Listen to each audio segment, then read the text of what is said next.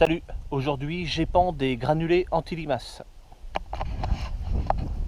Alors je fais ça avec le quad, donc si tu veux savoir c'est un Suzuki, donc c'est écrit là Valentine Heger, ça fait 400 cm3, c'est un monocylindre. J'épand avec le Delimbe, il fait 24 mètres de largeur d'épandage, sur laquelle dessus j'ai mis l'antenne GPS. Et dessus c'est une tôle, c'est pas son système de fermeture d'origine. Donc moi c'était une espèce de plaque en plastique qui venait se poser dessus, puis qui venait s'accrocher dans ces petits trucs de merde là. Et puis on l'a perdu sur la route en roulant parce que c'était pas au point, on va dire ça comme ça. Ok, donc avec papa on a fixé une charnière, voilà, bon bah c'est comme ça, puis bah, maintenant ça s'ouvre comme ça. Et ce qui est bien, vu que c'est en métal, c'est que je peux y mettre l'antenne du GPS. Avant, l'antenne du GPS, si tu veux, je la mettais ici devant. Bon, ça a marché très bien aussi, c'est pareil. Alors, cette année, comparé à l'année dernière, c'est pas le même anti-limace. Cette année, c'est du Iron Max Pro. C'est un anti-limace qu'on met en agriculture biologique. Donc, c'est écrit ici. C'est 200 Gauss qui fait ça. C'est un anti-limace bio. En fait, je suis obligé d'utiliser ça. En fait, il y a deux raisons pour lesquelles j'utilise. La première, c'est que j'y suis obligé, je viens de le dire. Ah oui, au fait, je viens de me rendre compte en rentrant à la maison que j'avais oublié de dire pourquoi j'étais obligé de prendre ces granulés à limaces là. C'est parce que je suis en contrat avec la coopérative pour faire du colza riche en oméga 3 et puis je sais plus quoi d'autre encore. Et donc c'est destiné à l'alimentation humaine. Et donc je dois utiliser des produits bio, enfin des trucs comme ça pour ces colzas là. Voilà. Et la deuxième, c'est plutôt un intérêt technique, bien que cet anti-limace ait un prix un tout petit peu plus élevé que l'autre. Il a un meilleur comportement en vol, c'est-à-dire pendant son trajet entre le disque et son point de chute, de par sa forme qui est un tout petit peu différente de celui-là que j'avais avant. Alors il y a un peu de vent, j'ai pas pris le micro-cravate parce qu'avec le quad c'est pas très pratique, donc s'il y a un peu de vent, c'est pas grave. Il est aussi efficace, sinon mieux que celui-là que j'utilisais avant qui était chimique. Donc c'est vachement bien, je trouve. Pour une fois qu'un produit bio est plus efficace qu'un produit chimique, c'est intéressant. Et troisième chose, et oui, il est un peu plus résistant à l'humidité et à la pluie. Voilà, c'est-à-dire que avec la pluie, les granulés fondent et donc ceux-là fondent moins vite, on va dire. Alors je te fais voir l'arrière du sac parce que je veux te faire voir un truc. Alors biocontrôle, agriculture biologique, machin, on aura compris que c'est un truc bio. Alors la dose homologuée c'est 7 kg à l'hectare. Donc moi je vais l'utiliser à 4 kg. Et puis on peut le faire ça 4 fois par an. Mais c'est pas ça que je veux te faire voir. Il y a les consignes d'hygiène et d'équipement. Ne pas manger, boire, fumer en manipulant le produit. Se laver les mains. Recommander de porter des gants. Ce que je veux dire en te faisant voir ça, qu'il faut porter des gants, machin et tout ça, c'est qu'il y a des cons qui pensent que quand c'est quelque chose de bio, c'est sain pour la santé. Ce qui est complètement faux, hein. C'est la dose qui fait le poison, que ce soit un produit bio, naturel ou chimique, c'est la dose qui fait le poison. D'accord ? Donc c'est pour ça que même sur les produits bio, mais je fais des produits bio aussi en traitement pour les fongicides, en blé et colza, ceux qui me suivent depuis un moment le savent, et c'est écrit sur les bidons aussi, hein, tu peux pas le boire, hein, enfin ça marche pas comme ça. Alors, hop. Alors oui, je pose mon casque pour 3 raisons. Alors dans les 3 raisons, il y en a qui sont pourries, puis d'autres plus pragmatiques. Il y a une des raisons, c'est que dans le champ, je ne suis pas obligé vis-à-vis de la loi d'avoir mon casque. Bon, c'est une raison comme une autre. La deuxième raison, c'est que je roule à 20 km/h maximum. Bon, en vélo, les casques pour les adultes, c'est pas obligatoire. Pour les enfants, oui, mais on roule plus vite que ça en vélo. Bon, alors ça, c'est un argument à la con, hein, par contre, hein, à 20 km/h. Mais bon, c'est une raison comme une autre. Et puis la troisième raison, qui est beaucoup plus pragmatique, c'est que j'ai besoin d'entendre les graines, enfin c'est pas des graines, les granulés tomber sur le disque. En fait, pour moi, j'ai pas dans la cuve de sonde qui me dit attention, c'est bientôt vide, machin. Et en fait, le seul moment où je vais savoir que je suis vide, c'est quand j'entendrai plus les graines tomber. Tu vois, j'en veux encore avec ces graines, les granulés tomber sur le disque. Et donc, il faut que j'ai pas mon casque, parce que si j'ai mon casque, ça me bouche les oreilles. Et j'entends un petit peu les graines, mais pour moi, je les entends pas suffisamment. Donc voilà, c'est surtout pour ça que j'enlève les deux autres raisons, c'est de la gnognotte.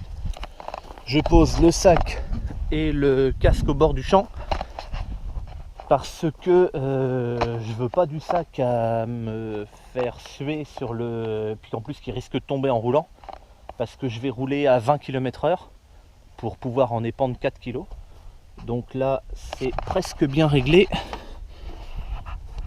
J'ai lu sur le petit papier qu'il faut mettre à 21. Oh! Allez hop, c'est bon. Alors j'ai pris le GPS du Pulvé qui va me servir bêtement de barre de guidage. Parce qu'en fait, je peux pas me baser sur mes passages de traitement puisque mon Pulvé fait 32 mètres de large et que lui, je te l'ai dit tout à l'heure, il est pend que sur 24 mètres. Donc en fait, le GPS, là je vais faire d'abord le tour du champ. Et quand je reviendrai, c'est cette limite-là qui me fait mes lignes droites en fait dans le champ. Donc quand je serai à l'autre bout, je ferai mon point A, j'arrive là, je ferai mon point B en ligne droite. Et puis avec 24 mètres de large, et puis après j'aurai qu'à suivre bêtement ce que me dira le GPS, un peu à gauche, un peu à droite, puis ainsi de suite.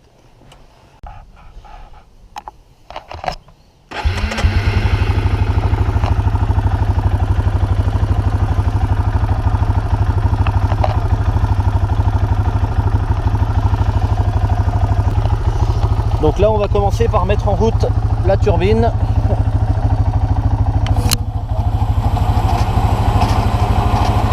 Voilà. Donc là il faut lui laisser quand même 5-6 secondes, le temps qu'elle prenne toute sa vitesse. Le GPS n'est pas encore allumé.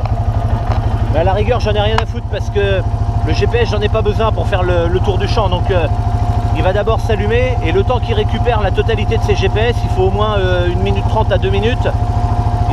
J'aurais pas fini de faire le tour. Allez hop, c'est parti. En attendant que ça se foute en route comme il faut, j'ai qu'à ouvrir ici et puis d'avancer à fond.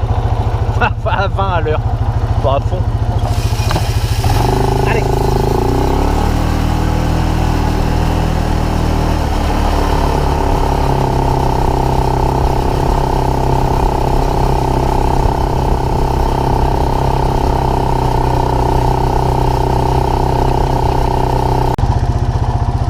Ok, alors là je viens d'arriver au bout, le long de la haie, donc marche arrière, comme pour le Pulvé en fait.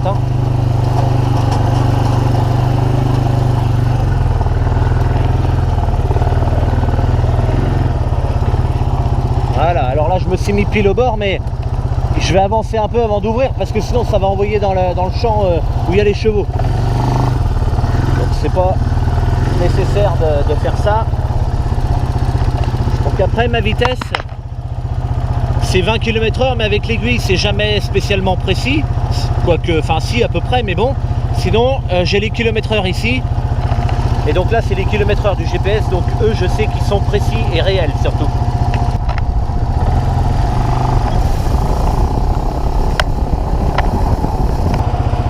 Ok, donc là je suis arrivé au bout où je vais faire mes lignes droites.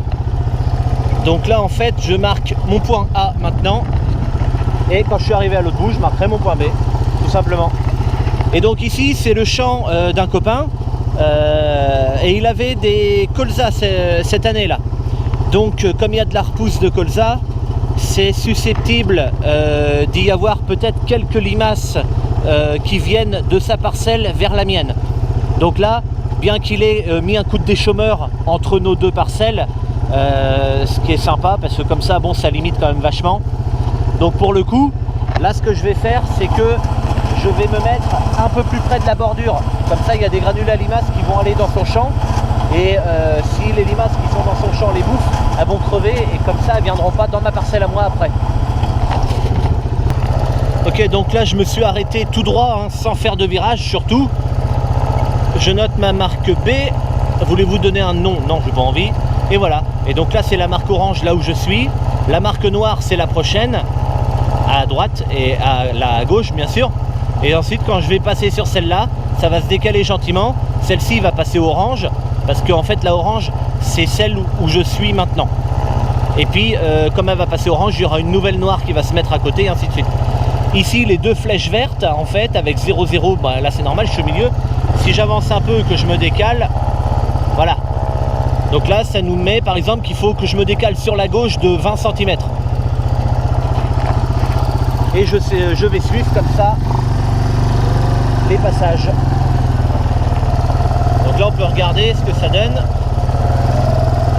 Là je suis en train de m'éloigner. Voilà, donc là ça vient de changer de bande. Dans 7 mètres.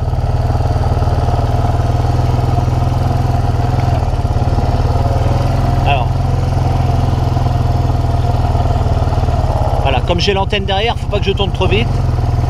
Et voilà, tu vois, je suis à peu près à 30 cm pour du granulé à limace, c'est bon, 30 cm. Mais au moins, ça me donne une idée, tu vois. Et donc là, c'est parti, je vais faire tout le champ comme ça. Donc si je mets des granulés anti-limaces, c'est pas pour rien, hein, c'est pas pour m'amuser. C'est parce que j'ai eu des morsures de limaces, bien sûr. Les limaces aiment beaucoup les colzas. Et donc, je suis obligé de les faire crever. Alors voilà ce que ça donne au sol à peu près. Les granulés, j'en ai un là, après tu vois là une zone il n'y en a plus, mais là il y en a encore, et tout ça. Donc ça, les limaces, elles sont pas connes, hein. Elles vont le voir, et elles vont aller dessus plutôt que d'aller vers un colza. Et donc les granulés sont faits avec une substance qui va les attirer plus que le colza, une substance dont les limaces sont friandes, et donc elles vont aller manger ce granulé qui va agir, alors je sais plus si c'est sur le système digestif ou le système nerveux, je ne me rappelle pas exactement. Et donc l'objectif c'est de faire crever les limaces, parce que on se rend pas bien compte, mais alors c'est pas les grosses limaces oranges comme ça, hein, c'est des petites noires comme ça qui se mettent sous la terre, sous les cailloux, sous tout ce que tu veux, pour se planquer la journée. La nuit elles sortent, elles bouffent. Et on ne se rend pas compte, mais quelques limaces peuvent saccager plusieurs dizaines de mètres carrés en peu de temps. Donc c'est pas un risque à prendre à la rigolade, le risque limace. Alors après, il y a des modèles météo qui sont faits et qui peuvent évaluer le risque de limaces en fonction voilà, de la météo qui fait et tout ça, avec des courbes et des machins. Mais bon, là le risque pourtant n'était pas très élevé d'après le modèle météo, mais il y avait des morsures suffisamment selon moi pour nécessiter un épandage de granulés. Après les granulés ils sont là, s'il fait beau pendant 3 semaines, dans 3 semaines ils seront encore là les granulés, donc c'est pas un problème de les mettre maintenant. Alors ça c'est un colza, lui qui a été attaqué plutôt par des altises, plutôt par des piqûres d'altise là. Alors malheureusement j'ai déjà été obligé de faire un insecticide dans cette parcelle. La seule parcelle où je n'ai pas fait d'insecticide, c'est la parcelle en colza associée avec le fenugrec. Donc ça fait 2 ans de suite que je fais l'essai du fenugrec en culture associée dans le colza. Et ça fait 2 ans de suite que le premier insecticide, en tout cas je le fais pas dans ces parcelles là, et dans les autres parcelles oui.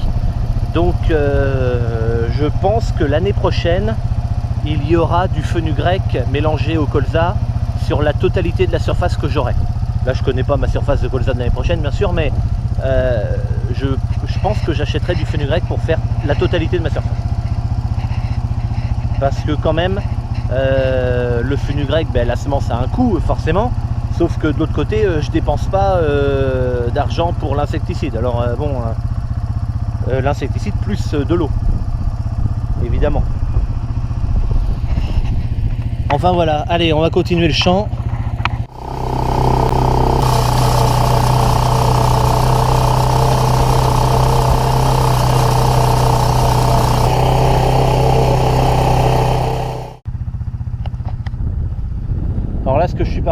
c'est contrôler entre deux passages de quad si les granulés se rejoignent.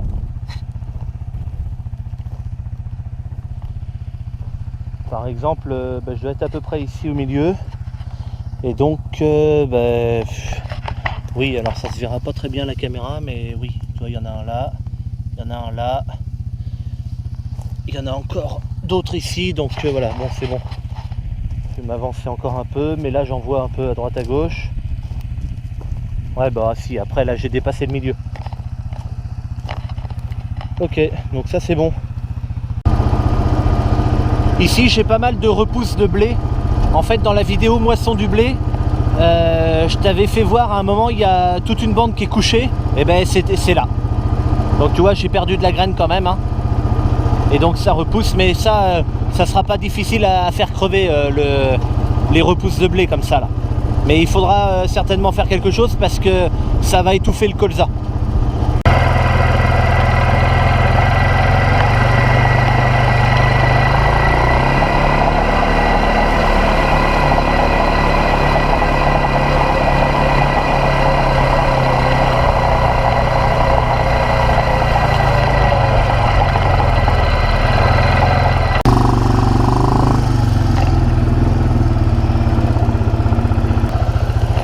Et voilà, terminé.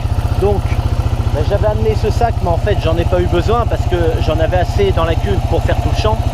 Mais là maintenant je vais aller dans une autre parcelle et comme ça j'ai pas besoin de repasser à la maison pour re-remplir.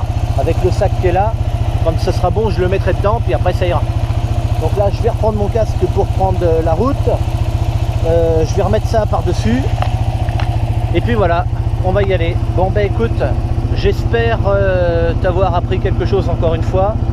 Et je te dis à bientôt pour une prochaine. Allez, salut!